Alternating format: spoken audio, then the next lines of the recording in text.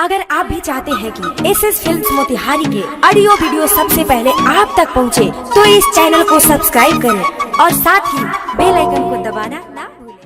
राजा खैनी खाके गेहूं के दमौनी करता,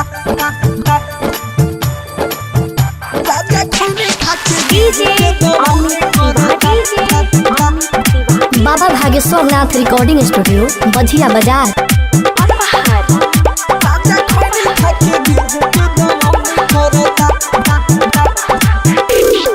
रात दिन रहता थरे सर पर चढ़ल, कह कही सखी ओकर मन बहवे बढ़ल, ओकर सराहने बढ़ल। हाँ रात दिन रहता थरे सर पर चढ़ल, कह कही सखी ओकर मन बहवे बढ़ल। से जिया पसैया नहीं कबू धरता, पिया खैनी खाके गेहूं के दमौनी करता, पिया खैनी खाके गेहूं के दमौनी करता।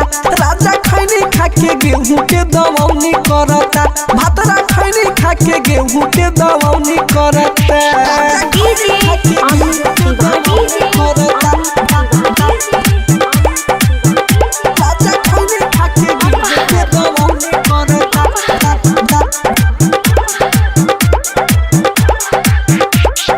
चैत के बेयार सखी रोजो रोजो बहता है, रोजो रोजो बहता हो, रोजो रोजो बहता है। देहिया में हमारा लहर खूबे होखता है, लहर खूबे होखता, लहर खूबे होखता।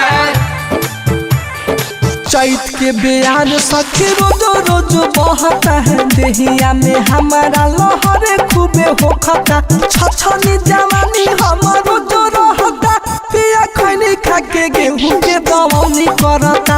राजा खैनी खाके गेहूं के दमौनी करता, भातरा खैनी खाके गेहूं के दमौनी करता। पिया खैनी खाके गेहूं के दमौनी करता।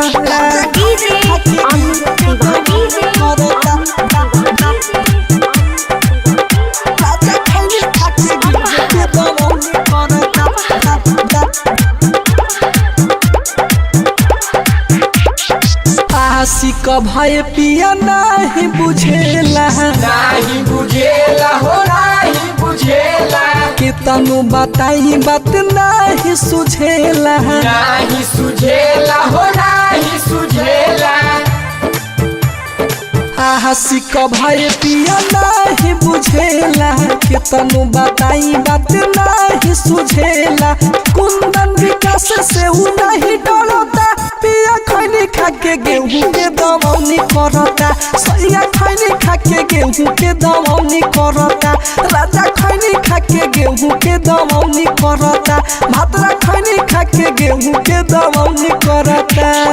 रात दिन रहता थरे सर पर चढ़ल, कह कही सखी ओकर मन बहवे बढ़ल। से जिया पसैया नहीं कबू धरता, पिया खैनी खाके गेहूं के दमौनी करता, पिया खैनी खाके गेहूं के दमौनी करता। राजा खैनी खाके गेहूं के दमौनी करता, भातरा खैनी खाके गेहूं के दमौनी करता। बाबा भागेश्वर नाथ रिकॉर्डिंग स्टूडियो बझिया बाजार।